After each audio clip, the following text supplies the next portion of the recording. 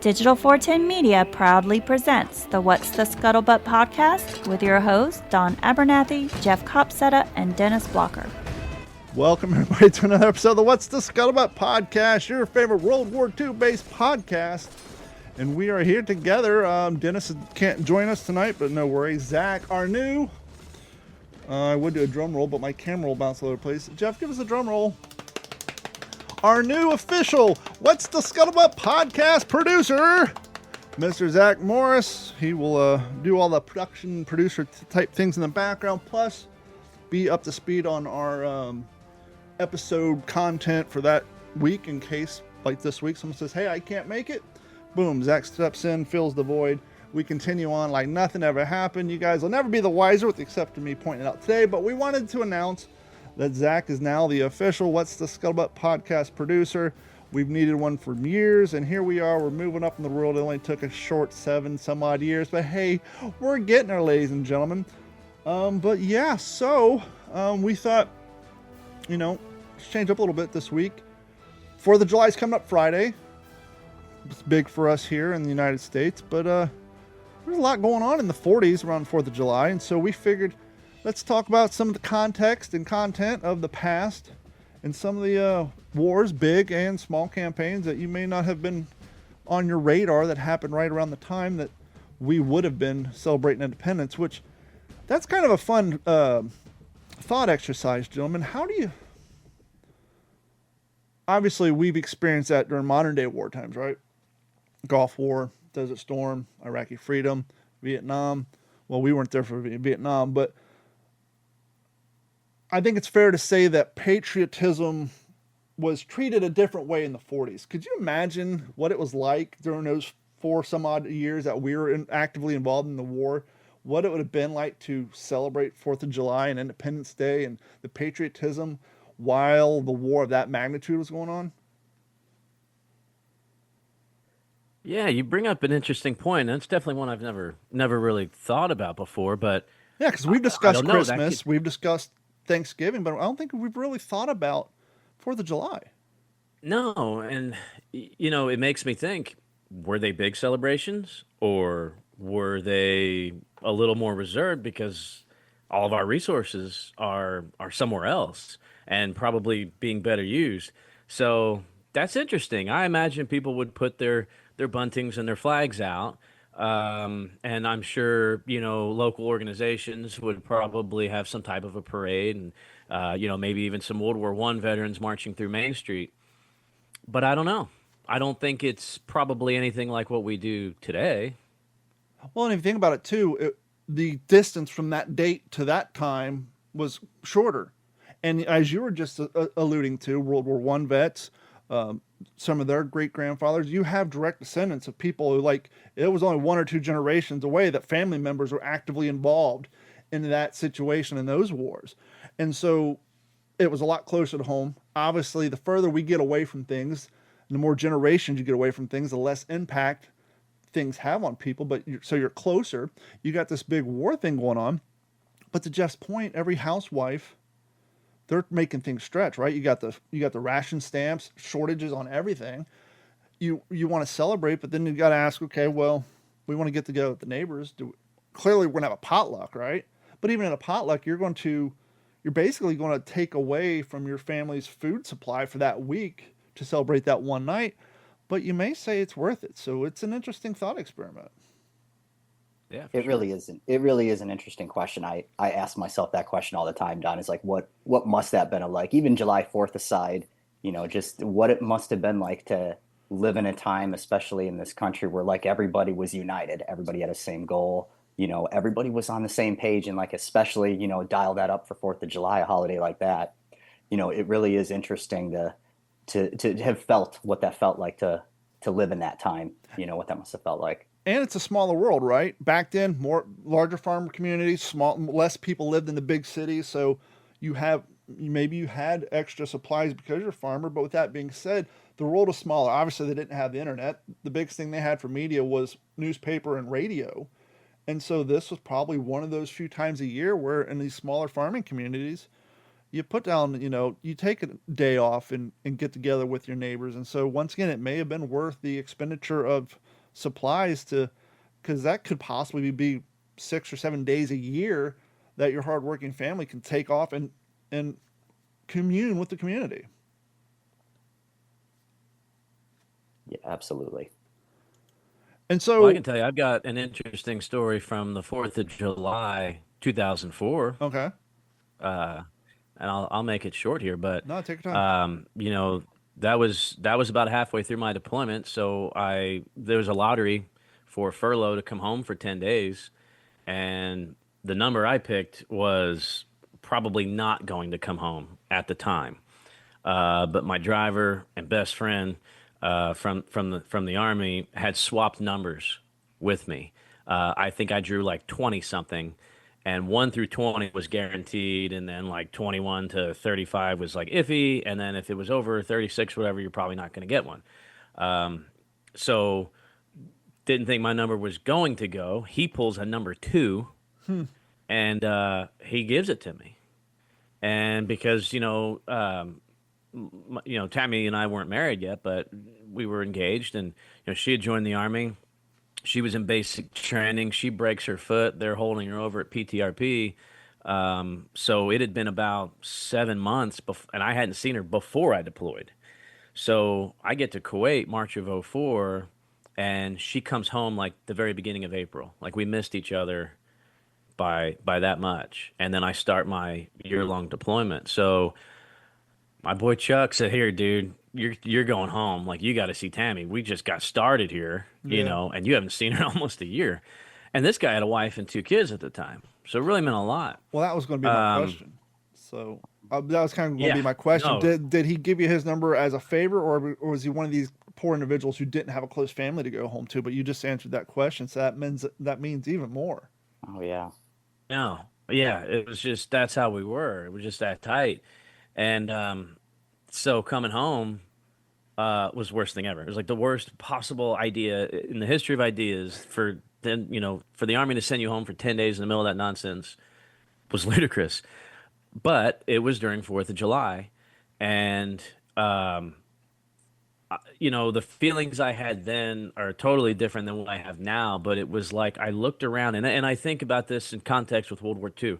Let's say you've got a guy who's wounded. He comes home. He finally gets home. Maybe he's there for 4th of July, but Guadalcanal or France or the skies over Europe are still pretty fresh for this guy, and he's seeing these people celebrating, and he's seeing these parades, and maybe some fireworks. And I know for me, I looked around and was like, God, you people have no freaking idea what's going on right now. And it made me angry. And it was just naive, right? People are not blatantly ignorant, but it was just the naivety of it, because they just simply didn't know what we were doing overseas. So to go from that environment, and then you're just shoved on a plane 24 hours later, you're just expected to just hang out with your family for 10 days and put on a pair of blue jeans again. Very difficult. So those are kind of the things I think about, because I pull from a lot of my personal experiences. Like, did some of those guys have those same thoughts coming home at any time, Sure. but maybe 4th of July or maybe Thanksgiving or Christmas, and you're like, geez, Mom, you're worried about the freaking chickens, and we got to rebuild the coop, but God, you got no clue what it's like to throw a track off of a Sherman in the hedgerow country. Like, what are you complaining about, right? Well, and to your point, I think we kind of got a little bit of glimpse of that with John Bazilone's feeling, right? Because he wasn't sent home for 4th of July. He was sent home on a war bond tour. And as much fun as he had, after a while, his conscience got to him. Like, I'm here dating starlets and getting the Hollywood treatment, but my boys are training and going over, or some of them are still over there fighting. And so he did what he did, I guess, to, maybe sleep better at night. And that he just had a love for the organization. We know, with his history in the Army and in the Marine Corps. But yeah, I think we got a slight bit of a glimpse in that. But to your point about coming home during those times, the civilian side of that is, obviously we all kind of get complacent. We're going on with our lives, but we got to remember at that time, that was the slogan. Remember, don't let the terrorists win, go to work, keep on living your life, got to keep the economy winning. Or that was the catchphrase they were, or the terrorists will win. This is what they wanted. So that was kind of the propaganda towards the citizens at that time while you guys are there serving. It was keep on living your life, keep on going about. And when you get home, turn on CNN and Fox News. Well, I don't even think Fox is around this. So turn on CNN and the four major news channels and get caught up on the war. But other than that, get back to work. And so I can definitely see how you guys were frustrated and like, what the hell? We're over here fighting. You guys are just chilling here like nothing's going on. But it was almost like that was part of the overall plan as far as the government and keeping the economy going.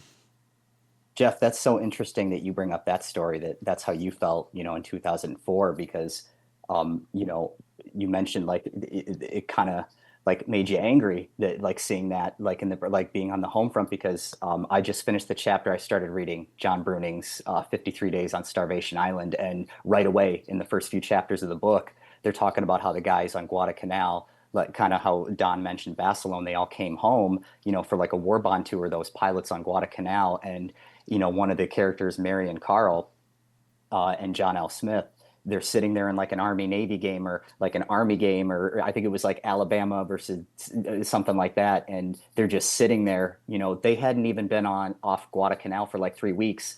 And here they are in America, stateside in a football stadium where it seemed like nobody was paying attention to what the guys were doing on Guadalcanal. They're just cheering. And, these football players are getting in a fight on the field. And he's like, you're wasting this energy on each other. That, it's interesting that you bring that up, that it's like you felt that in '04. It's like the same feeling that these guys had way back then. 4th of July aside, they were bringing them home in like November, December of 42. And they were feeling that exact same way too. It's just, it's really interesting that you bring that up. Not to go outside the realm of this particular campaign, but you'll all remember is in Platoon. Remember he's talking about how he went home and he's talking about how his language changed. Blanking A, ma, hand over these potatoes are effing great, ma. And he was talking about how he had been in the system for so long and he got that vernacular, and he'd been in country for so long that when he got to go home, I don't remember if it was a furlough or medical, but he got to go home for a brief period of time before getting sent back. And he was talking about, it was weird to him. Everybody was just going about, and here he is in that mood, and how his mom was just completely caught off. But yeah, he was kind of explaining that same experience. So it's interesting. Clearly, we have a separation, Revolutionary War, Civil War, all the local war campaigns here, that affects the home front very differently. But then once things move, World War II, World War I, Korean campaign, foreign global, once the home front is not actively involved, it's, that's when those sort of feelings come up, because they are not actively involved, and people get complacent and don't have at the top of mind things that they're not actively involved with. Yeah. So we were looking at the calendar and all the different campaigns and events that happened around this general time during the span of World War II. And we figured we'd cover some of those and mention all of them. So I guess, which one of you guys want to go first? I want to cover one at the end because I have a tendency to ramble. So I'll let you guys go, and we'll start out. Maybe we'll start with Jeff, then go to Zach, and then I'll bring up the rear.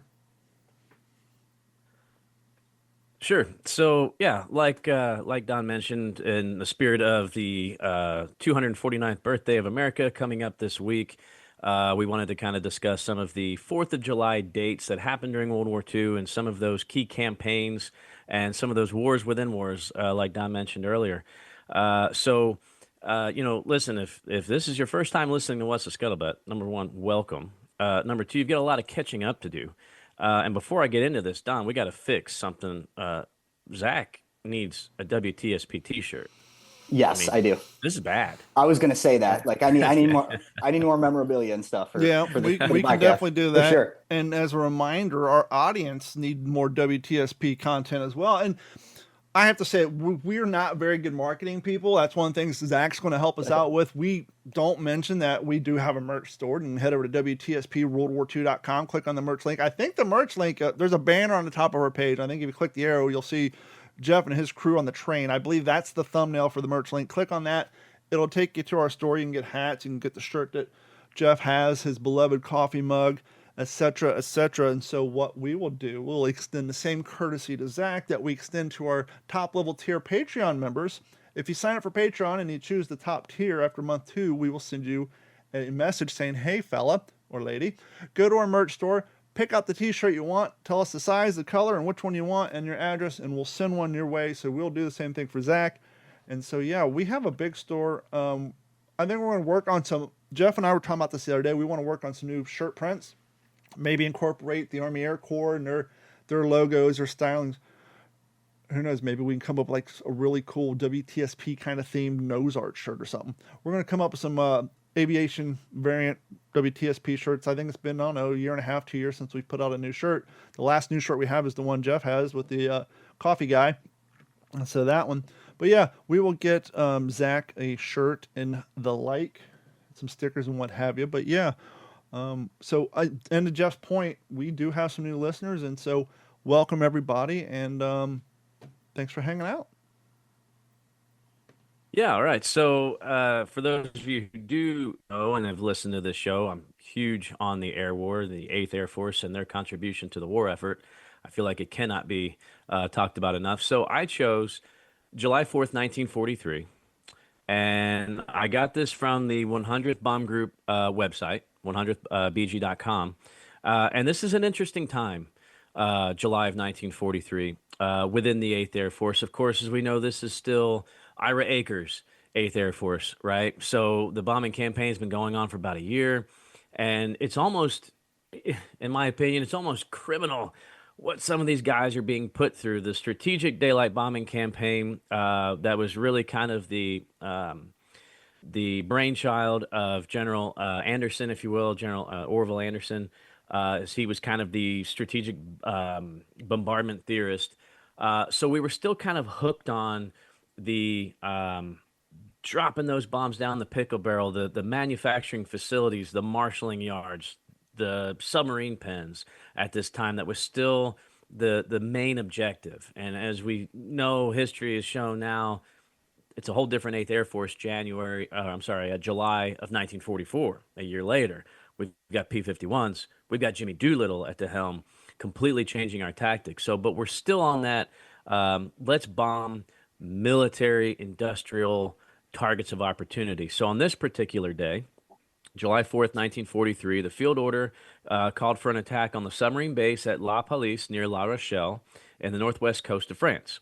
The mission order called for the maximum number of aircraft with long-range wingtip fuel tanks to fly for the route flown was entirely over the water from the coast of England to landfall near Bordeaux, with low altitude maintained through the flight to escape detection by RDF.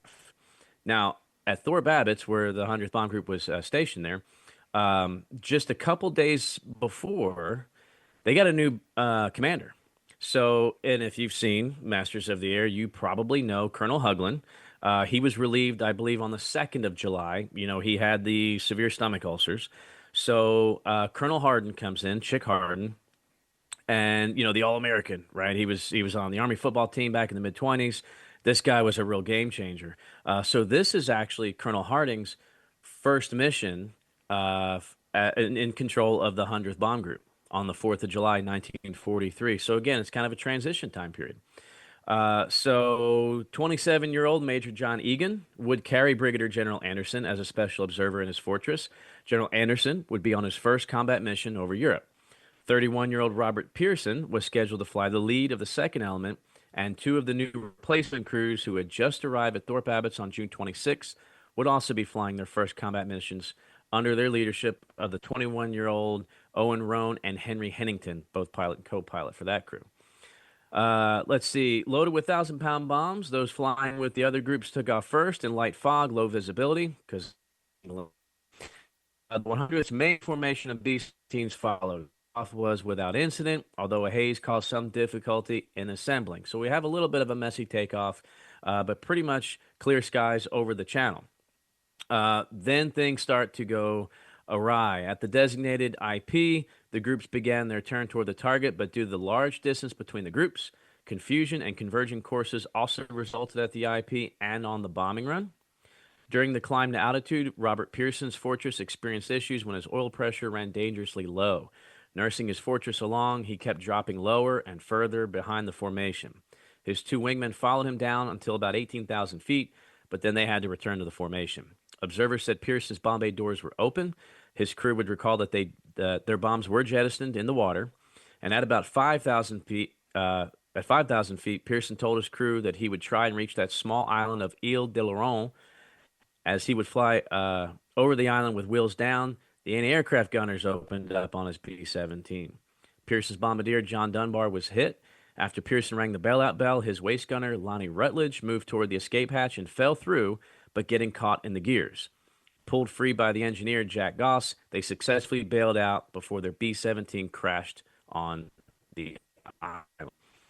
So all but Pearson's fortress would be counted in coming over Thor Babbitt's. Major John Egan would be grateful to just return with a sleeve torn off of his shirt.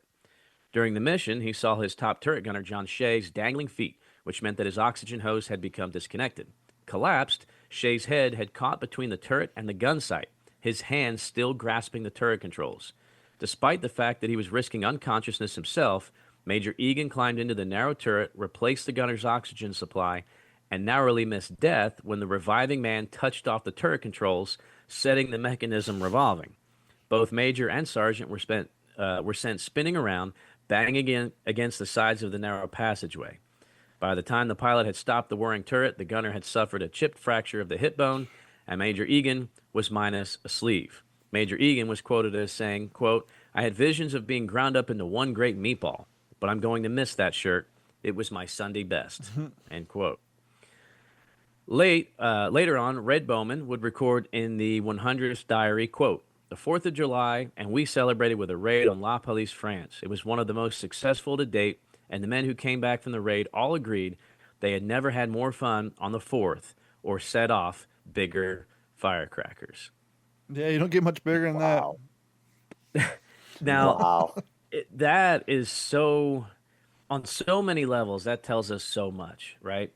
Um, this is coastal France. This is what's considered a milk run, right? It's the 4th of July, and you're still dealing with fog. The assembly point was a little messy.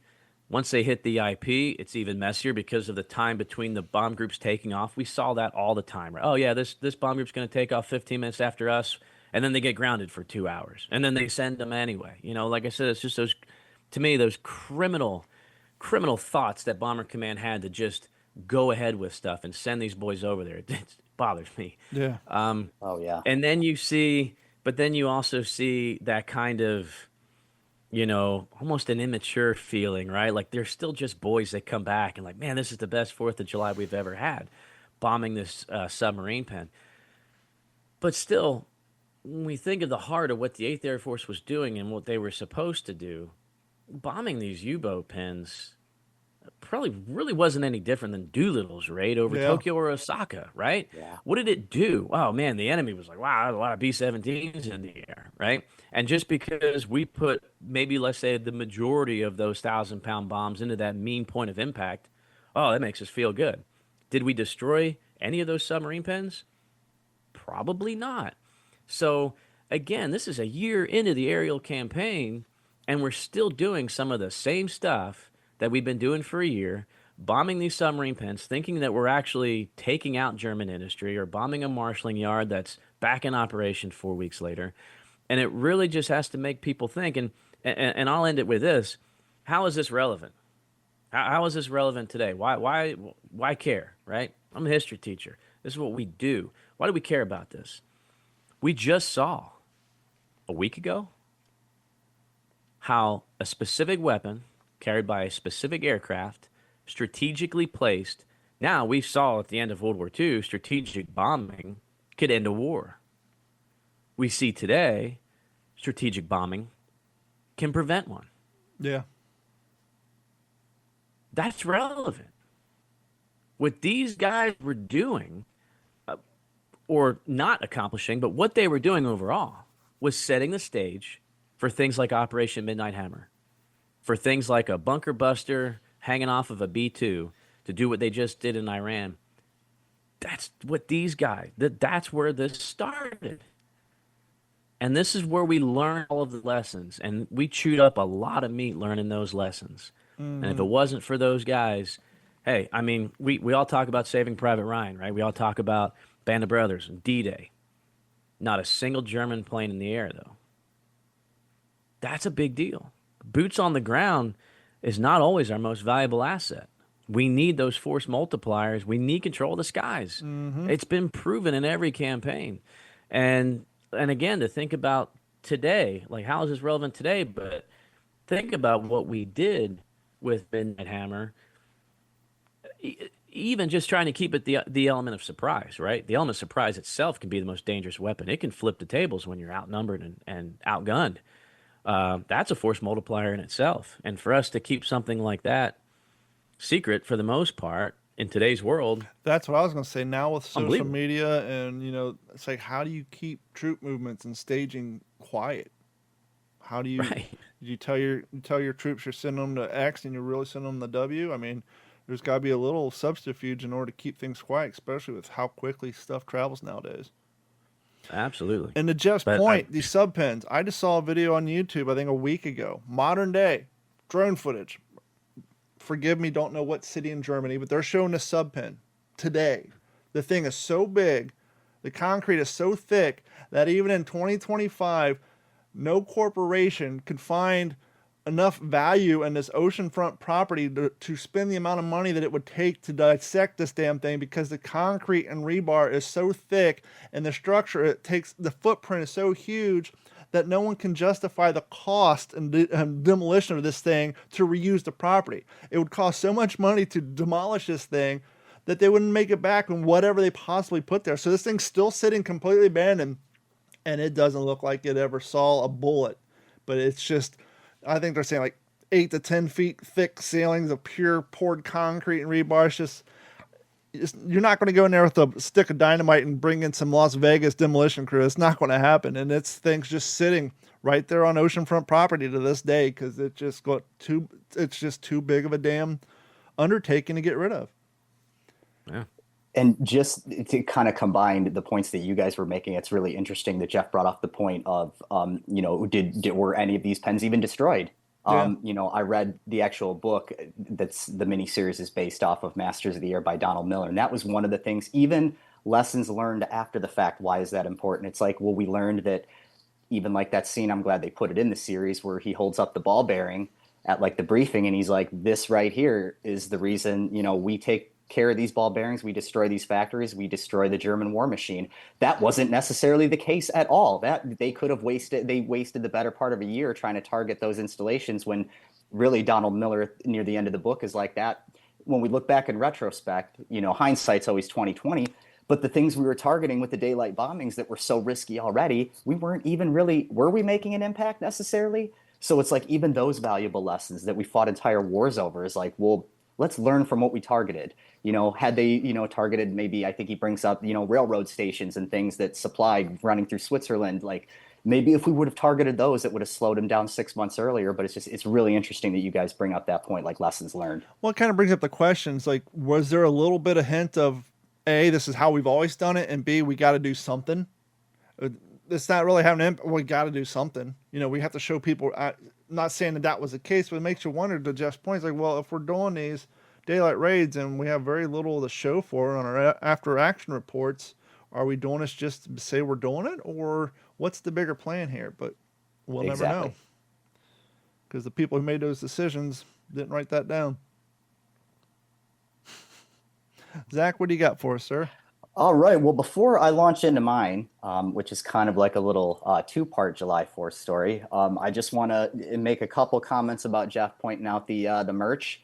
Really appreciate it. I was going to bring that up too. Need some What's the Scuttlebutt merch. But also speaking to possible new audience members, this is one thing I would like to mention because not a lot of people know this, and I've gotten this a lot being the editor-in-chief of the LST Scuttlebutt, no relation to the podcast. But a lot of people don't know what the word scuttlebutt means. And because it was such a widely used term back then, back in the 1940s, the common, way to refer to the word rumors was scuttlebutt. Kind of what's the scuttlebutt dope? What's the latest rumors? What do you got? So I know that's kind of a fun fact that I like to point out for readers that are new to the scuttlebutt. And to that point, in the 90s, the catchphrase was water cooler talk. But the interesting point about that is a scuttlebutt was an early Navy ship. It was a water bladder. It was, it was a butt it had a hole in it with plugs, and the sailors would go down there, and that's where they would get their drinks. So a scuttlebutt, and the maritime terms way back in the day was a scuttlebutt. So it's kind of, it all comes in full circle. It's kind of the water cooler talk, or what's the as Zach just said, the dope, or the word on the street if we're coming from the 80s and 70s, or what's the 411 if you're coming from the 90s. I don't know what the Gen Zers say, but yeah, that's what the scuttlebutt is. Originally, I was going to go with Pogey Bait. I was going to call the show Pogey Bait, but I figured that's a little too deep that people wouldn't know what the hell that meant. Well, I'm glad you pointed that out, because that's also another one too. There's so many different phrases. We could spend a whole show on just the different slang that they used back then in the military. There's so many different ones. But so to get into my story, so it wouldn't be, since Dennis isn't here tonight, it wouldn't be a World War II podcast discussion with either him or I present if we didn't talk about the LCIs. So this is a two-part story. How Jeff was explaining July 4th, 1943 in Europe. I'm going to take you around the globe, what was happening on the other side of the world on that exact same day. So he told you July 4th, 1943 in Europe. I'm going to take you July 4th, 1943 in the Pacific.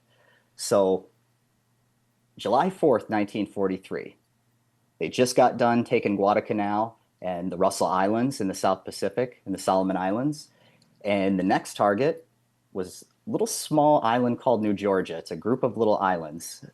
Talking about, Don mentioned earlier, these small campaigns that are pretty much all but forgotten today. Nobody really knows much about the New Georgia campaign, but that was really, really important as well. So that was like the springboard that they needed to eventually get to Bougainville, to eventually get to Rabaul, with the South Pacific Force.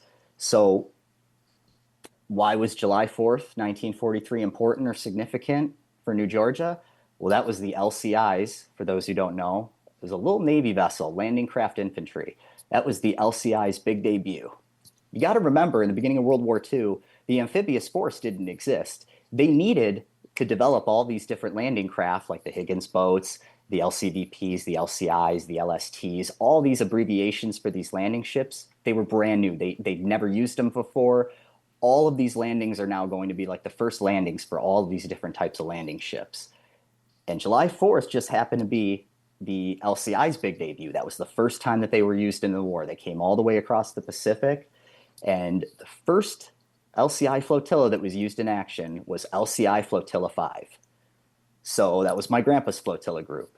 And so what happened on this day? Well, it was the big invasion of New Georgia. They brought in the entire Group 14 of Flotilla 5 to land troops, and they landed on the northern side of Rendova, and everything was kind of going according to plan until about 2 p.m. Now, my grandpa, Stephen Gansberger, he was on the LCI 329. Their little group, they had just pulled off of the beach at this time, and out of nowhere, 16 enemy bombers, Japanese bombers, a mix of Sally bombers and Betty bombers, came over the landing where they had just dropped off all these different troops from the 169th Battalion. There was a bunch of Seabees that were dropped off. So the beach was crowded with men and supplies. And so these 16 bombers flew overhead. And you want to talk about all the veterans that were there, always talk about the 4th of July fireworks show from that day. Because once these 16 bombers flew over them, every ship in the harbor, all of the anti-aircraft guns on the island, they all started firing at the same time. And you have to remember that back then, I think it was like every third or every fifth bullet, depending on the gun, was a tracer bullet. It had that streak of light behind it so you could see where you were aiming. It helped with aiming. So you can only imagine what the sight of thousands and thousands of tracers all going at these planes at the same time, what that must have looked like. Every veteran I've ever interviewed or I've come across from that day, the men who were there, they say kind of what you alluded to earlier, that was the best 4th of July fireworks show I'd ever seen in my life. Like nothing ever compares to that. But it was sad too, because why else was that significant? Well, since it was the first time LCI Flotilla 5 and the LCIs in general landed men in the Pacific, this just happened to be the day where the first LCI casualties happened. And so one of the things that these bombers did, these Japanese bombers, that was kind of unique for that time is they started to drop what later in Vietnam became known as like daisy cutters. So these bombs that would explode right over the landing, these men's heads, like maybe a couple 100 feet up, they would explode. And all of the shrapnel and these razor blades and all of the sharp things would come down and it would just explode over it. And unfortunately, they dropped the bombs directly on top of the LCIs, and it caused all sorts of casualties in the Seabees and the Army. But there were 3 LCI sailors that were killed in action that day. Ernest A. Wilson of the LCI-24, Malin F. Paulson of the LCI-24, and Hurley E. Christian of the LCI-65, which about a year later became my grandpa's ship. He went from the 329 to the 65. And so it was some of the saddest interviews that I've done from the men from the 24, especially Lewis Plant. He recently passed away. It was his friend, both of them, Malin Paulson and Ernest Wilson, were both of his friends. But the interview that he gave me was so moving because he talked about how they were all patriotic and they were so excited to see action. They couldn't wait to, get an action against the Japanese. But then after that day, they never asked about seeing action again because he had to go aboard Rendova and bury his friend, Malin Paulson, who was the radio man, who he said, if he wouldn't have left that radio room, if he just would have stayed in there and maybe hit the deck, he probably would have stayed alive. But he heard the bombings above and he ran out of the radio room and just opened the door of that deck house and peeked out to see what was happening. And the moment that he opened that door to peek out, the daisy cutters went off and it caught a piece of shrapnel in the head. And unfortunately, he was killed in action. And Lewis Plant had to go bury him on Rendova. And that was just, it was really sad. It was really significant, though, because after that, the whole flotilla, everybody who was there, it really meant business after that. There was none of the propaganda that you got back in America, the misconceptions about the Japanese soldier at the time or the Japanese pilot. Like, they really learned firsthand what this war looks like and what it's all about. And so for anybody who's interested, I have a plethora of interviews that I spliced into a YouTube video. If you want to learn more about that particular day, I have a YouTube video at Zach_editor that you can check out that tells more. But so that was the LCI's big debut. So that was part 1 of the story. So then let's fast forward to 1 year later, June, July 1944. And we're going to talk about a different LCI group. So it's a shame Dennis isn't here because he talks about it in his book, Bonsai Cliff. Great, terrific book, which is specifically about the Battle of Saipan. So why was the Battle of Saipan so significant? Well, in June of 1944, the invasion kicked off on June 15th, but Saipan was the very first battle or invasion that took place in Operation Forager, which was the Marianas Islands campaign. And why did the Allies, go after this little group of islands in the middle of the Pacific? Well, it was because their location in particular was just in range for the new B-29 Superfortress, the American Allied bomber that they were going to use now to bomb Tokyo, to bomb mainland Japan. And they needed these islands, and they needed Saipan in particular because of its location. It's springboard to Guam, it's springboard to the Tinian, the other one that they ended up invading. So that was a very significant battle. But then it also led to, a few days later, the Battle of the Philippine Sea, which was also known as the Great Marianas Turkey Shoot, or, basically, for those, another phrase back then, a turkey shoot, basically a giant ass kicking, a one-sided ass kicking. So and they basically effectively wiped out the Japanese carrier-based air power once that battle kicked off too. So that was happening offshore as the Marines were fighting on Saipan.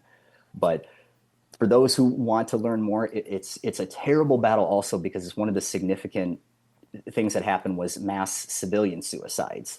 So the Japanese, speaking of propaganda, the natives who lived on Saipan, the Japanese got there first, and they filled their heads with all these evil things that America would do if they captured the island. Years.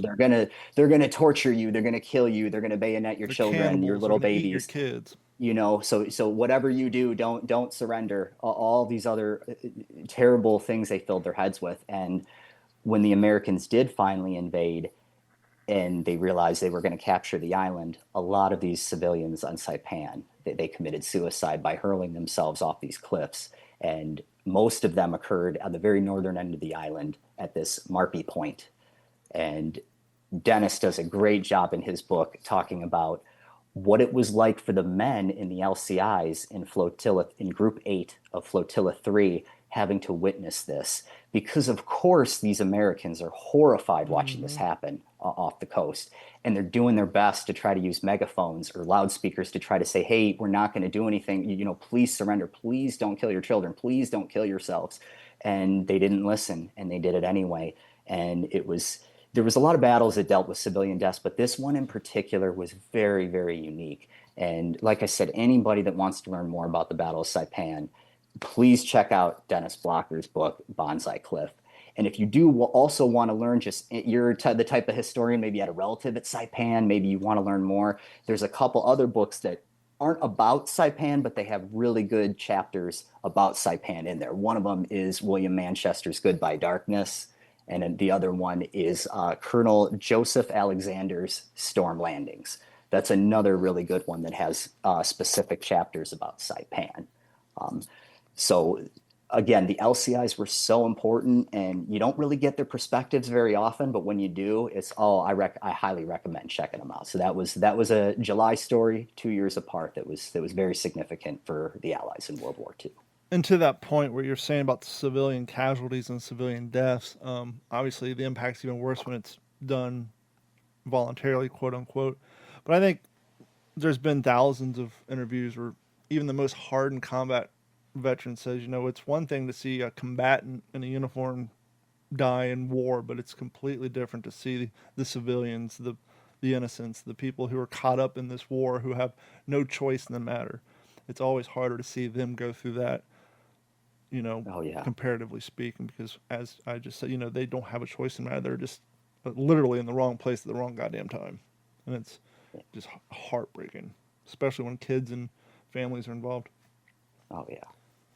And there's one in particular that Dennis writes about, that it's like a civilian, that it's so sad because this woman, she threw her 2 children off the cliff, and just as she was taking a running start to hurl herself off the cliff, like they basically tackled her and captured her, and then America captured the island, and and basically she ended up doing it for nothing, and you could tell they came back decades later and she was still around, and just big, you could tell it just still, she was still torn up about it years later. And it's like, that's just one story among a host that existed for how many civilians were on that island at the time. Yeah, and the overall just sense of helplessness, right? Yeah. So before I get into mine, just a few other things that happened around the time. So 1942, actually that's June. Here we go. 1943, Operation Husky, invasion of Sicily, happened between July 9th and July 10th. So right around this area. Preparation built up. In the days leading to 4th of July, Allied forces were assembling in North Africa for Operation Husky, the massive amphibious assault on Sicily. We're all familiar with June 6th.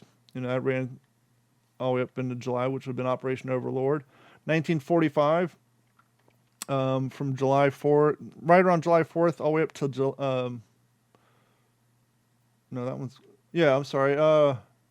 Battle of Okinawa ends. End date was June 22nd. The relevance to July 4th. Though the battle concluded a couple of weeks earlier, the U.S. was transitioning to the final phases of the Pacific War preparation for the invasion of Japan. The strategic impact, Okinawa served as a staging area for the planned invasions of the Japanese home island, which ultimately preempted the atomic bombing. The one that I'm going to talk about today is a little interesting because, obviously, as we said, July 4th is an American holiday because it represents our independence. But we'd be remiss not to talk about one of the biggest battles of that time, particularly armored battle, which is the Battle of Kursk between the Germans and the Russians. And the amount of people involved in this, because Germany was trying to put a hold on the Eastern Front and not spend as much personnel there so they can concentrate on, the Western Front, what's going on over in France and, the Normandy invasions and all that. But the amount of people involved in this operation. So, quick breakdown. After the devastating defeat of Stalingrad in 1942 and 43, Nazi Germany sought to regain the initiative of the Eastern Front. By spring of 1943, Adolf Hitler and the German High Command planned a major offensive aimed at eliminating the bulge in the Soviet lines around Kursk, the city of Western Russia. The bulge, if you will, was created during the previous Soviet advances.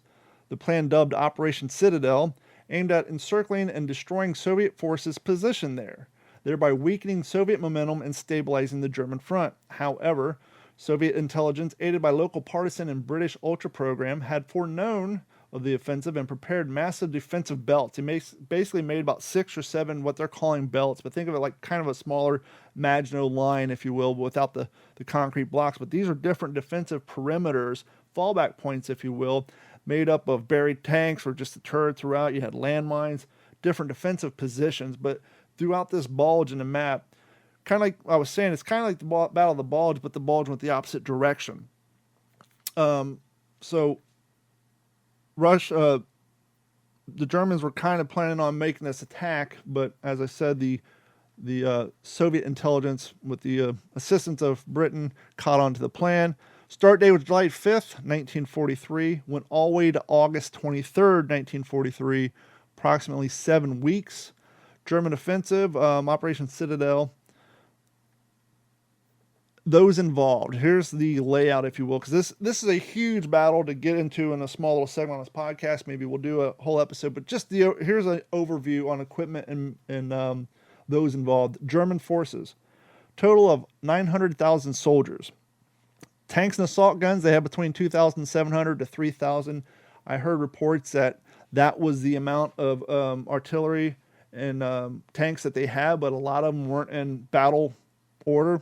So they could have possibly been down to 1,500. This included Panzer IVs, Tigers, Panthers, and the Ferdinand Effent tank destroyers. Artillery, they had 10,000 guns and mortars. Aircraft, 2,000, primarily Luftwaffe 4 and Luftwaffe 6. Notable German units involved were the 4th Panzer Army, led by General Hermann Hoth, the 9th Army, led by General Walter Model, and the 2nd SS Panzer Corps. Soviet forces, you want to talk about outnumbered. So we just said there's roughly about 900,000 soldiers on the German side, which is not a small force by any caliber. But because this is Soviet territory, they had between 1.9 and 2 million soldiers spread throughout those regions. Tanks and self-propelled guns, they had between 5,000 and 6,000, including T-34s, KV-1s, Su-76s, and Su-122s. They had 20,000 guns and mortars in their artillery arsenal. Aircraft, about 2,800 from the Soviet forces and the VSS. Let's see, key engagements. The Battle of, I'm going to slaughter this and I apologize, the Prokova, one of the largest tank battles in history, took place south of Kursk between German 2 SS Panzer Corps and the Soviet 5th Guard tank army. Resulted in heavy losses on both sides, but the Germans' advance was halted. The outcome and significance of these battles that lasted for these 7 weeks. Technically, it was a Soviet victory, right? They stopped the German advance. They were able to actually retake some land that the Germans had been holding on to. This marked the end of the German strategic offensive capabilities in the east. Soviet Red Army began a series of continuous offenses pushing towards Eastern Europe and eventually Berlin. This demonstrated the effectiveness of the deep Soviet defense combined with the industrial might and intelligence. And let's be honest, thanks to the Lend-Lease program, we were able to help provide them with some of the hardware involved for this. The Battle of Kursk was the largest scaled German offensive on the Eastern Front and marked a turning point in World War II. The massive scale of men and machine involved made it one of the largest battles in history. It demonstrated Soviet Union's ability to absorb a counterattack, shifting the balance of power prematurely. And so this was a significant battle, and just the amount of tanks involved and human loss involved is just tremendous. But it was that time that it really kind of, the Russians were hoping this would kind of speed up the end of the war, and the argument could be made that it definitely helped them move into Berlin a lot quicker than if they didn't have that time to build those 7 belts to stop the German offense. And quite honestly, thanks to their intelligence and the intelligence provided by the Allies to help prevent that attack from going forward quicker than it did. And the Germans were definitely caught off guard by the amount of Russian hardware. One of the things that helped Russia in this battle is the summer before, they actually got a hold of a Tiger tank. and they got a hold of it, and they were checking it out, and they were trying to figure out what the weak spots were. And they found down the front driver's side window slit, if you will, and the commander port, if you hit them maybe once with a decent sized piece of artillery, that slit would open up and then make room for a better round. And that's how they were trying to take out these German tanks, was just trying to fire into those vision slits on the driver's side and the commander post up in the turret. And because they had the success of capturing one of those early on, they had time to figure out the weak points, which, let's be honest, those tanks didn't have a whole hell of a lot of weak points. They definitely had a lot of armor on them. Oh yeah, that's really interesting that you bring that up, Dahan, because another contributing factor to why Russia was able to succeed and Germany ultimately failed. One of the craziest stories I heard from a book I read. It wasn't even a World War II book. It was Morgan Housel's The Psychology of Money. He has a chapter where he talks about over the winter the German tanks that were outside of Stalingrad, before they started moving, the rats ate away at like the wires of the tanks and stuff. So they had an entire, almost a couple Panzer divisions where they couldn't even use them. They couldn't salvage any parts. They couldn't get them moving. They couldn't do anything because, they didn't think about the fact that these vulnerabilities, like you talked about, these exist. Like sometimes you have to think outside the box. What could go wrong? Let's play some war games here. What are some vulnerabilities? You mentioned that slit on the tank, just like the wiring. Can rats or mammals get in here and eat away at this? And they ultimately did.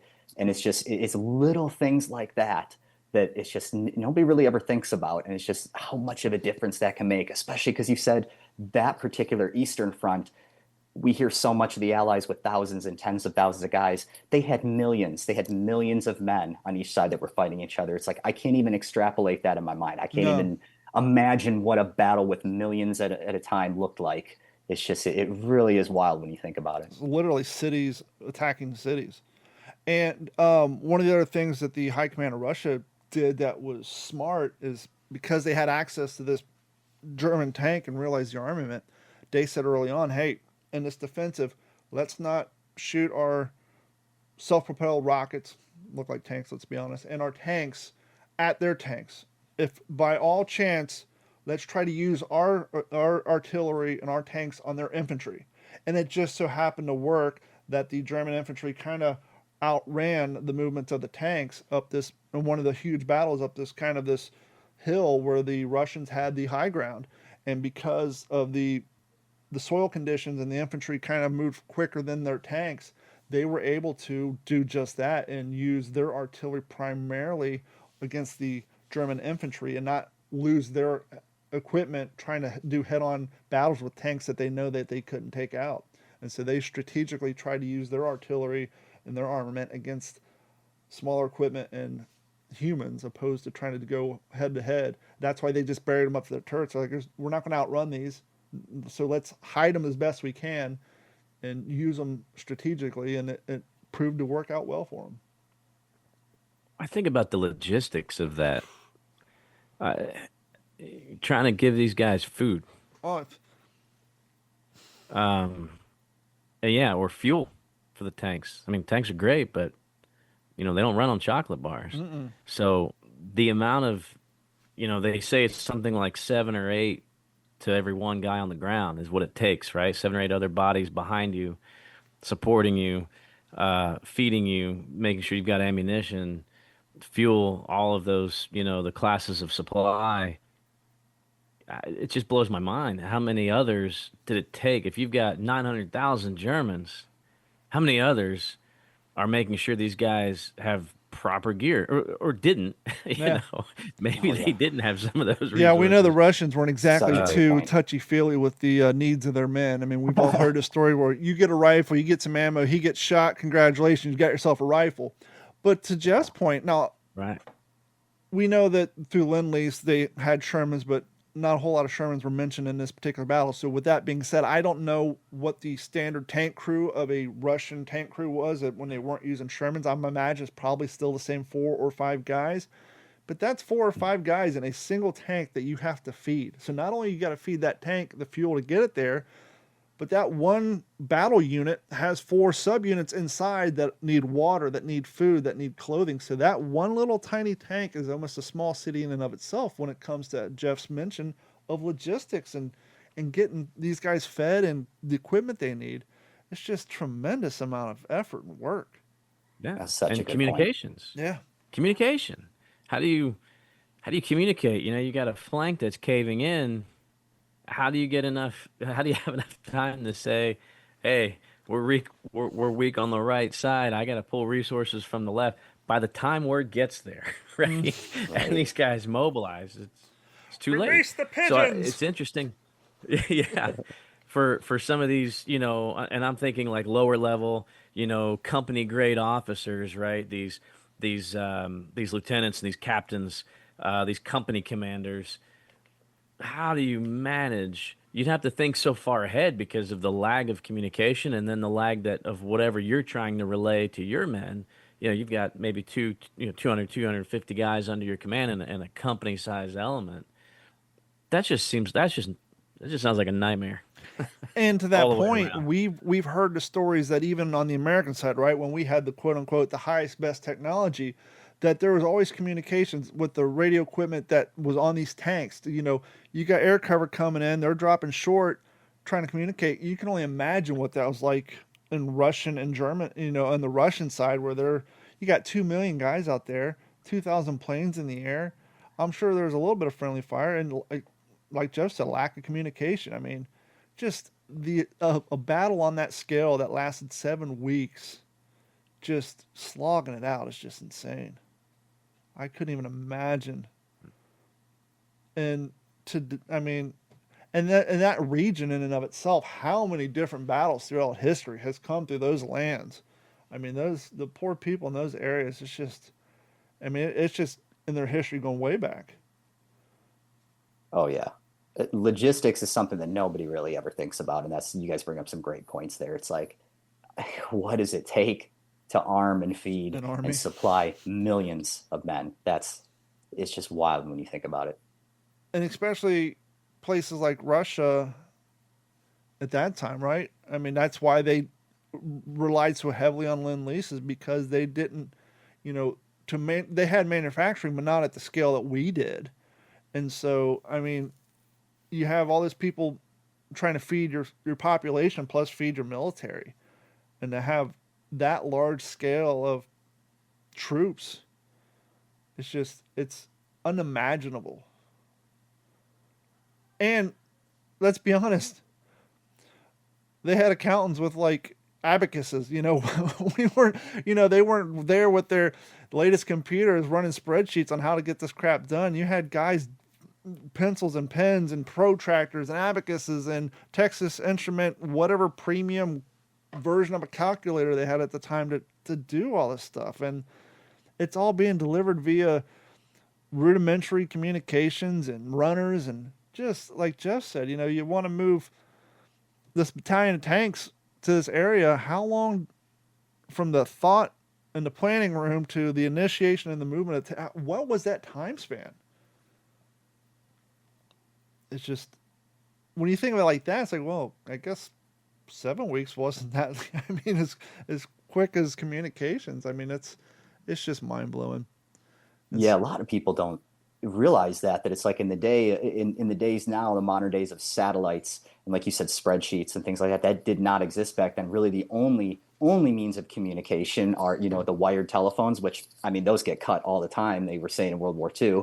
And, you know, radio, I mean, radios broke down all the time. And that was a risk because back then you could triangulate radio where if a guy risked radioing something in a tank, he might be a target 30 seconds later, you know, or like you said, a runner. And it's like, how efficient is that with millions of boots on the ground? You know, it's just, yeah, that's another thing no one thinks about. It was in a rudimentary time, you know.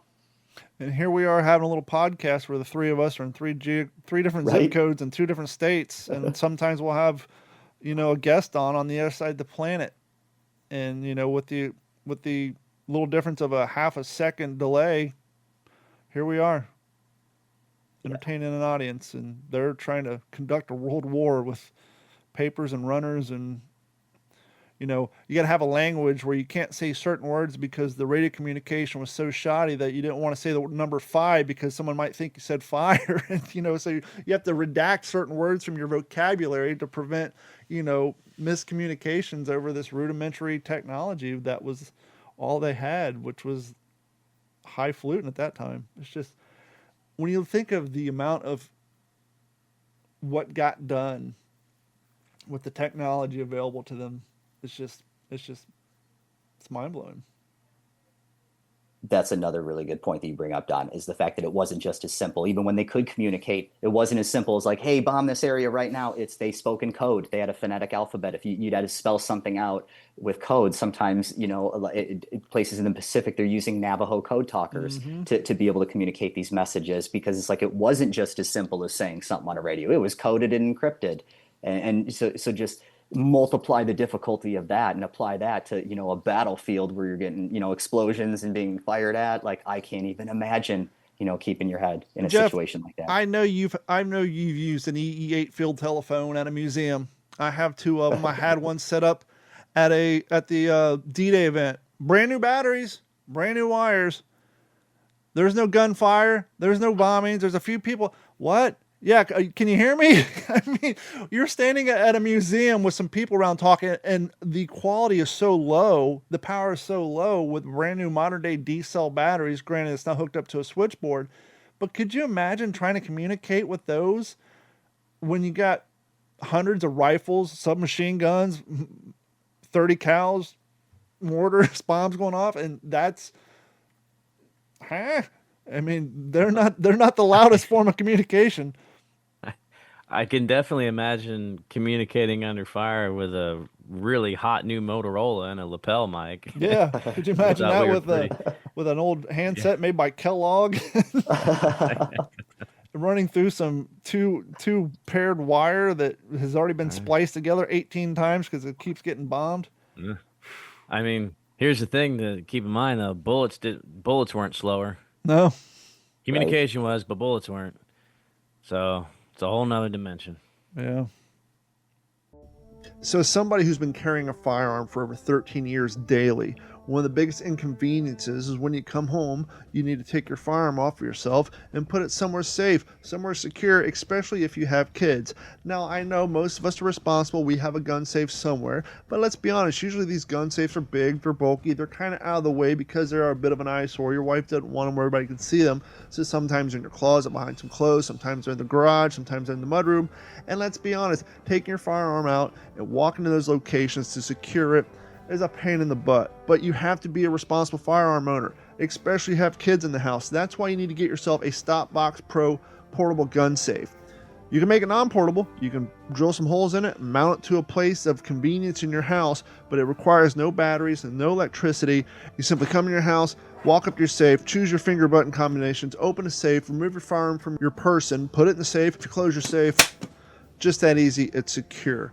So do yourself a favor, head over to stopboxusa.com/D410 and get all the information today on your Stopbox Pro. When seconds count, trust the only non-fail firearm storage box, Stopbox Pro, at stopboxusa.com/D410. So, Jeff, it's been a while. What you reading? Oh, yeah. So I want to talk about this, and I want to talk about just a quick, I want to announce something, you guys. I've been itching all episode, and I didn't want to mention anything before we started recording. I wanted to kind of, let everybody know at the same time kind of thing. But first, what am I reading? So as you guys know, I'm about to do my capstone to finally get my bachelor's in history, right? All right. It's been a while. So I got my thesis approved and everything, and it's shocker. The justification of the bombing campaign in World War II, specifically the campaign in 1944 and 1945 that got away from let's bomb concrete subpen. And I know this sounds cruel, but these are the things that had to be done. Bombing places like Dresden, of course, Nagasaki, Hiroshima. Mm-hmm. There's nothing moral about war. So therefore, there's nothing moral about bombing these cities. The only moral aspect is it's less moral to let that type of war go on. So that's the basis of my thesis. So I've been reading everything I can about it. And I picked up this. I didn't even know I had this book on the shelf. It's not even in the right section. It's under my Pacific section. It's like it just spoke to me. So what you're saying is It's your a Dewey Decimal System has failed you completely, and you need to fire your librarian. absolutely. I need to get old Hoover in here and organize things for me. Um, so it's just called the United States Air Force. It's the first edition I've got here from 1976 by Herbert Molloy Mason Jr. Nothing special about this book. It's a boring blue hardbound book, although I do love hardbound books. But it's so interesting. It takes you from the very beginning of the book, talks about Orville Wright and a Lieutenant Selfridge, who was a cavalry officer interested in aviation, and their plane crash while trying to sell the flyer to the United States Army. Now, I didn't know any of this happened. I didn't know Orville Wright was involved in an accident. Wilbur was actually overseas trying to do the same demonstration in France. And so here's Orville and this really kind of ahead of his time lieutenant in the U.S. Cavalry that really saw this kind of almost from a prophetic standpoint now, of course. But boy, this could really help out the ground troops, right? This is an interesting piece of equipment. In 1907, the plane crashes. Orville busts some ribs. I think he breaks a leg. Lieutenant Selfridge mumbles, "Get this darn thing off my back," 'cause, when they crashed into the dirt. And that's the last words he muttered. He's the first person killed in an airplane crash. This Army lieutenant. Wow. So then it kind of takes you through just that floundering process of everybody else is kind of like harnessing this new technology, and the United States military is like not buying it, not buying into it, not seeing the value. The Wrights actually went off kind of into hiding for almost like 2 years. They just boxed up the Wright Flyer and were like, well, we'll try to make money some way else, I guess. Nobody wants this thing.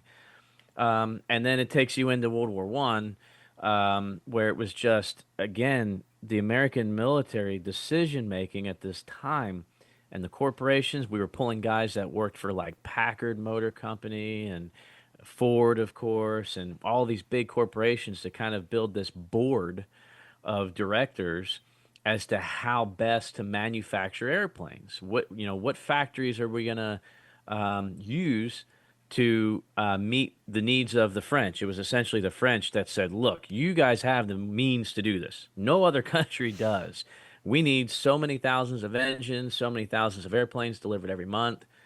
A year goes by, and it's the man who actually created Mount Rushmore, was a good friend of President Woodrow Wilson, and he's kind of that eccentric millionaire. He was interested in aviation, and he kind of does a deep dive, like, so what is going on? How is our progress, Mr. President, with delivering airplanes to our boys in France? Again, this is right before the U.S. got involved. Now, Pershing is on the ground. We've got, of course, like Doolittle's there, right? Like right before our involvement in World War One, before April of 17.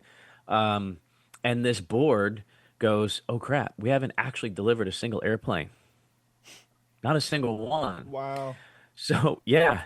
So what they do is we had a de Havilland that was sent to the United States to kind of use for reverse engineering, so we can say, okay, this is the type of plane, like this is what we need to build motors for, the Liberty motors. We were going to build these 8-cylinder motors, and instead of building 30 different types of motors, American ingenuity, let's build one, make it versatile. We found out early on the 8-cylinder is not going to make it, so then we shifted immediately to 12 cylinders. Okay, we need a 12-cylinder. We need a stronger motor. And the board was like, oh, crap, we haven't delivered anything. Let's take that to Haviland, put it back together, and ship it over there. And they reported that an undisclosed amount of aircraft was en route to France as we speak. Doesn't One mean airplane. Wow. Ironically enough, the ship that it was created on was sunk en route, and it never actually made it there. No way. This is right before we get involved. So, I mean, you think about the Lend-Lease, that was light years ahead of what we were trying to do for the French and the Royal Flying Corps in 1915 and 16. We just were like We just didn't have it. And so this book kind of points it out. It goes through the Air War, World War II, Pacific and European theater, but it's just a great background book, early aviation, World War One, and the interwar years, called the United States Air Force. I can totally understand not having the foresight to understand the benefit of using these airplanes as a mode of delivering a weapon systems, but just the logistics and intelligence, the fact that you can have a above ground view of the battlefield and you're the only one who potentially is going to have it. Yeah, there's no value in that. We got ladders in those hollow trees that we climb up, and we got good binoculars. Who needs it? Who needs these newfangled flying machines that give us literally a bird's eye view of the battlefield? Nah, pshaw. Yeah. Because that's the way we've always done it. Wow. Pretty much. So Zach, what do you got going on in your library there, fella? Oh, wow. So, well, first, I got to say, well, congratulations to Jeff. That sounds like that's going to make an incredible thesis. Yep. Like, actually envy your teacher. Actually, he or she is probably going to love that, reading that. So that's great. Best of luck to you on that. So, on the topic of what I'm reading, before I go into what I'm reading, that I touched on a little bit earlier, I want to tell you about the two books that I just finished. One of them, I believe I mentioned about a week or two ago, Beyond the Beachhead by Joseph Balkowski. I just finished that. That's the story of the 29th Infantry Division in Normandy. And that is just one of the most incredible books I've ever read. He does such a great job explaining every little detail of what happened to the 29th after they landed on Omaha. But then the second book I just finished, I got to give a shout out to my best friend, Brian. He's the one who got me the book. I wandered into Barnes & Noble and saw one that looked great. It's called Ghosts of Honolulu by Mark Harmon, the guy who actually played Special Agent Gibbs in NCIS. I had no idea he was an author. So that one is the story about the Allied effort in Pearl Harbor, Hawaii, or I should say Oahu, Hawaii, that island, the effort of the Allies to try to catch the spy. It was basically feeding Japanese the information on the American fleet movements and how many battleships were in Pearl Harbor. I've read so many books on Pearl Harbor. That was the first one that actually was the story about the hunt for that spy and the in-depth story of that Japanese spy. You don't really get that very often. Usually you just get surface level touched on in most Pearl Harbor books. It was such an amazing book. So I highly recommend that. Thank you to my friend Brian for getting me that. Ghosts of Honolulu by Mark Harmon is the name of that. So what I'm reading currently. Real quick, while we're still in that, before we move on, Sure. trying to remember the name of the book, but I'm sure he probably brought it up in that book. People don't realize, we talk about the grossness of internment camps and was it really necessary.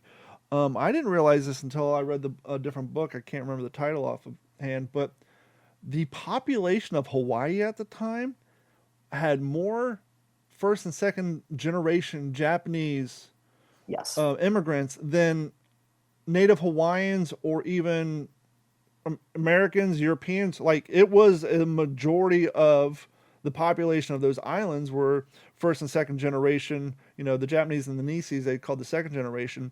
And to Zach's point in that book, you're trying to find these spies who are giving out this information in a chain of islands that the quote unquote enemy, their populations making up this island. It's, once you consider that, and then the population density in California and Arizona and even Mexico at the time, it doesn't justify it, but it makes it a little easier to understand why that decision was made in an effort to prevent, spies and information getting out on troop movements, especially when you're California, all the way up and down the coast, was a huge shipping off point for our ships and our troops, let alone staging for the Marines and Army and the aforementioned logistics. You got everything heading from the East Coast going west. You got to stop that risk of loose lips sinking ships. Thank you so much for bringing that up, because that book does go into it in great detail. That's like the major structure of the story of the protagonist, who they focus on, this kind of like these conflicts that come up, or these differences that happen between the first generation and the second generation Americans that are Japanese Americans that were in Hawaii at the time. Because you're right, they vastly outnumbered everybody else, and it wasn't even close. But that played into it too. That there was so much of that was important that book touched on. So thank you for mentioning that. Yep. go on with your second book. Okay, so now that I went over those two, the Beyond the Beachhead and Ghosts of Honolulu, I'll touch on what I'm currently reading right now. So I mentioned it a little bit earlier. John Bruning's new book, 53 Days on Starvation Island. Incredible. And I might have misspoke earlier. I think I might have said in my example, the Army-Navy game. It wasn't Army-Navy, now that I think about it. It was Georgia Tech versus Alabama was the football game that they were at, that John L. Smith and Marion Carl and this guy Dick, this other guy, this third man that was involved, they were at this game, and that's the example where it's just they back from Guadalcanal like 10 days later, 20 days later, and for 1 minute they're starving on the island, where life expectancy is measured in hours, and then now you transport them a few weeks later, and now they're celebrating a football game like nothing ever happened, like nothing's wrong in the world, and so it was just really surreal that John Bruning actually got these stories. It's crazy, just even like 60, 70 pages in. It's amazing that one individual wrote this book because there was so much level of detail. And so for those who are wondering, it's 53 Days on Starvation Island is basically the story about the Marine aviator pilots that fought on Guadalcanal for like the first 2 months when the Allies first invaded Guadalcanal. So because of the George F. Eliot getting sunk and all the supplies and all the food and all that, and then the Navy pulling out. So pilots didn't have anything. The Marines didn't have anything. They were surviving off of whatever Japanese goods. And to that juxtaposition, right?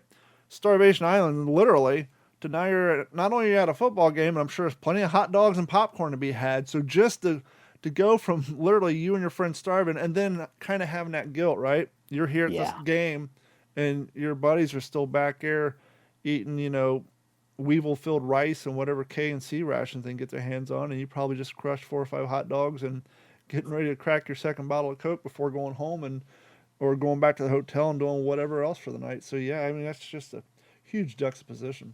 It's a huge difference that like it's crazy to think about too. But when 1 minute you're starving, the next you're basically in the 1940s being treated as like royalty, like the height of even the richest monarchies at the time. It's like these guys are going from one end of humanity to the exact polar reverse opposite, and it's just how do they deal with that? Like these guys aren't going to therapy the moment they get home. It's like they're expected to be, they're heroes now. They're thrown in front of cameras and movie crews and, models of the time and, being spoiled at football games with all of this food and all of these things that they're getting now that they're guys that are dying over there, their friends that are still over there, that's all they can think about. And it's just, it's such a powerful book already. And I can't recommend it enough. I can't wait to get into the rest of the story because I just started. So it's really good so far. Now, this is going to seem a little set up for our audience, but trust me, we don't do that sort of show prep. I just got 2 books in the mail. One of them is Bonsai Cliffs. I was trying to figure out which one of these 2 I wanted to read, but full disclosure, I've read this book twice before it was published because I had the honor, and I believe Jeff did too. We got the early copy and we read it and made our suggestions, and it was such a good book. I literally read it twice before sending my details to Dennis. So I think because I've already read this book twice before I even got it, I think I want to go with this book called Clear, which I haven't read. So Dennis isn't here. This wasn't some sort of setup thing. That I just so happened to get these in the mail on Friday. So yeah, I think I'm finishing up a book right now that I'm going to crack open Clear. And then once I'm done with that, I'll read Bonsai Cliff for a 3rd time, but in the actual paperback version and not the PDF version that we read before. And you cannot, we all know you can't beat the smell of paper book versus digital. And we've been saying it for years here. History books, digital copy is great, but they need to be printed because you can easily edit and delete content out of a digital copy. You can't go to people's houses and, edit their hard copies to justify new opinions at the time. So I'm excited to jump into Dennis's book, Clear. And, great, by the way. I read that one too. Both of those books, amazing. Well, that's actually, before we wrap up, kind of a perfect segue because, like I said, guys, I've been itching to let y'all know on this, and Dennis already knows. I made a decision about a week and a half ago to just go ahead and do this. I'm just going to bite the bullet. I am in the process of writing my memoir from my Congratulations to Jeff. Way to go. I'm glad to hear it. That's awesome. Yeah, I mean, because Don makes a great point, right? Books, they're artifacts, and my wife's been kind of on me for quite some time. Of course, Dennis kept planting the seed, and so many other people. I have to do this. I have to do it for my unborn grandchildren. I want something on the shelf that's going to explain something that for them happened a long time ago, and I need to do it before I'm 85, try and remember some of this stuff. So I have that, I'm cognizant that I need to do it now. And your friends It's who were there probably- before they were 85. Right, right. And really what it's morphing into, it's just supposed to be about my time in uniform, but there's so much about me that prepared me for all of that in so many ways. So this is really, truly going to be the story of my life. And chapter 2 is really about the World War II veteran that lived down the road from me and what that meant, and to be given some of those things from him, not just stories, but that was the first artifacts I'd ever been given from a World War II veteran, and I was only 16.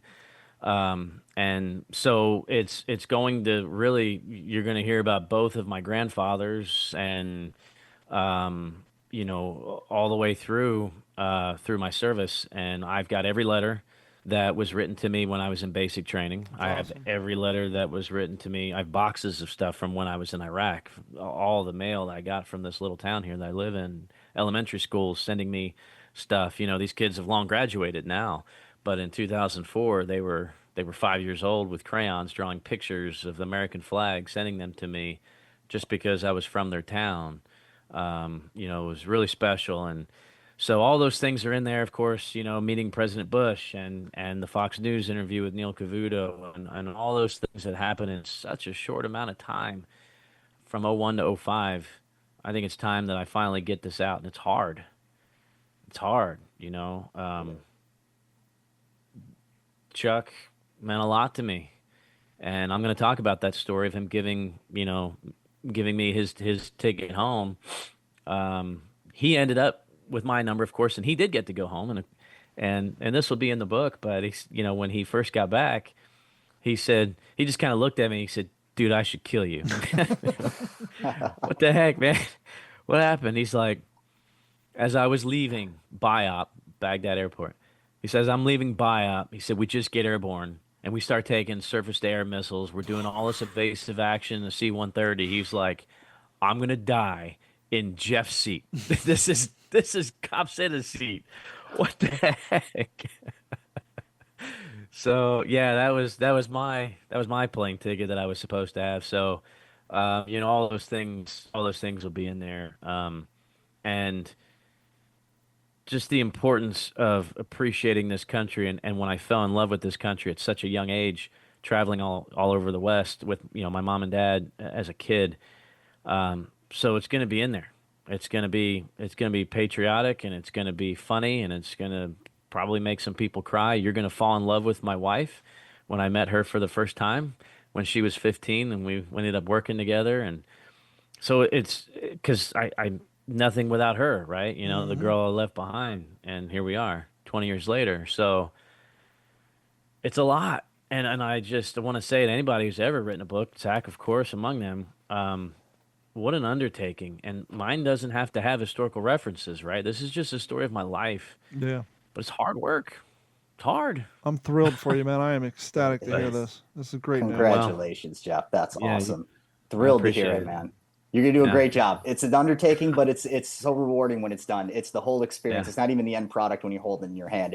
It might be like a pile of pages, but like in your mind, it's like that's all memories. It's all experiences. Right. It's like, to some people, their stories, to you, they were experiences. It's just way to go, man.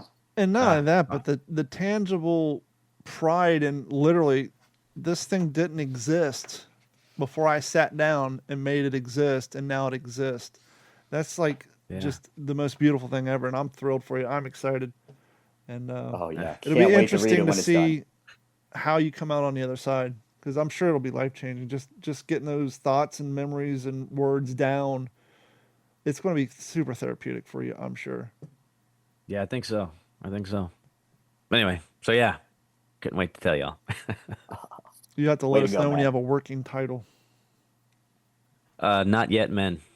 Well, that's just said when you have a working title, you have to Yeah, fly up the that flagpole. that's the working title right now.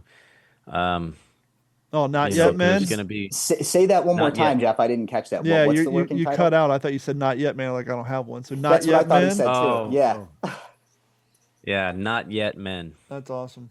Oh, About okay. Yeah. Gotcha. yeah, you know, we're no longer boys, but we're not yet men. That's And for awesome. those that died in that in between, that's who it's gonna be. Really, that's who it's gonna be for. Yeah, That's a great title. I appreciate it. Well, I'm thrilled for that, and the audience, will be hanging on, and we'll be waiting for your publishing and release date. And congratulations on that. And it's a huge Yeah, undertaking, but we know you will. You have the perseverance, and you'll definitely get it done because that's what you do. yep. And if you need any Yeah. help, you got plenty of authors nearby that can offer their 2 cents and help you out. So yeah. Oh, you'll get some advanced. I'll be asking both you guys for And sure. I think we know a podcast or two we can get you booked on to help promote it once you're ready. Right? But on that note, that's going to wrap up this episode of the What's the Scuttlebutt podcast. We want to thank each and every one of you. Do us a favor. Someone actually tagged me in a post about code talkers. Said, hey, Don Abernathy, have you guys heard anything about code talkers on your little show? I said, we've discussed it, but we haven't done an in-depth episode. So I've done some research and I found some people who were experts on the topic. And so I reached out to one today.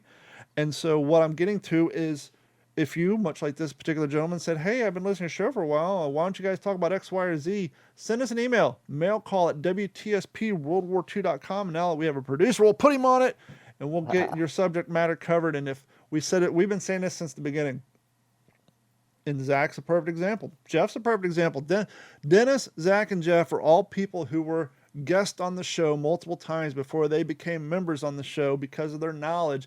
And that is, now I'm not saying you're going to become a guest host on the show, but if you want to be a guest on the show and you think you can help entertain and educate our audience for an hour, hour and a half, please email us a mail call at WTSPWorldWar2.com. Say, hey, I know about the Battle of Kursk in greater detail than you went over.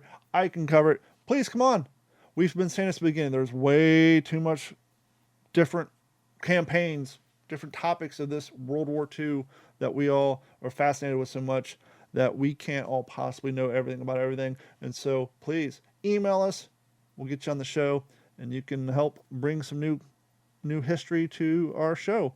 And with that being said, please head over to WTSPWorldWar2.com. You'll see some banners if you're doing it on the computer. They'll be on the right-hand side. All those are our affiliate links. Any of those you click on, we do get a little kickback from those particular websites. They'll help keep the lights on and keep doing what we're doing here. And head over to youtube.com, look for D410 Media, and you can even look for Analog 410, what happens over a while. We take some of the old videos going back to 2018 and we kick them over to Analog 410 so you can find those quicker. So Analog 410, you can find What's the Scuttlebutt podcast going back to when we actually used to do this live. It was funny. We did the episode the other day, and which we haven't released yet. I think the episode we did last week, we're going to put out after this episode, so we have an episode in between two episodes with authors. But yeah, we had Kurt Sadusky on here at the beginning of the show. He's like, you guys do this live? He's like, that's brave. I was like, well, we used to do it live, but we pre-record it now. But yeah, so you can see those old live shows and you can see how the technology has changed between then and now. But yes, head over to WTSPWorldWar2.com and email us, mail call at WTSPWorldWar2. Jeff, where can people, this is another thing we don't do. Jeff, where can people find you on social media? It's real easy. Just at Jeff Copsetta. No surprises there. Or you can head to our website and go to our About Us where we need to add Mr. Zach. You can find myself, you can find Dennis, you can find Jeff, you can find all of our social media links. We will promptly add Zach over there so you guys can find his content as well. But until then, Zach, if people want to track you down, where can they find you? If they want to track me down, they can find me on Instagram, TikTok, YouTube at the same handle. It's Zach_editor, and that's Zach with an H. And like I said, if you want to learn more about the Battle of Rendova on July 4th, check out the YouTube video that I post. I got a whole bunch of videos with World War II veterans that I've interviewed. And then also check out my website, zachsmorris.com. That's another one. So very, very easy to find me, just like Jeff. And we understand a lot of people like to streamline their phones. They don't like to be over inundated with apps. So with that being said, if you're an Amazon Music listener and you've been listening to our podcast on a different app because we weren't formerly on Amazon Music, we are now on Amazon Music. So if a majority of your listening is done through that particular app, you can now locate What's the Scuttlebutt via Amazon Music, so you don't have to have multiple apps on your phone. And same with YouTube Music as well. We are on YouTube Music.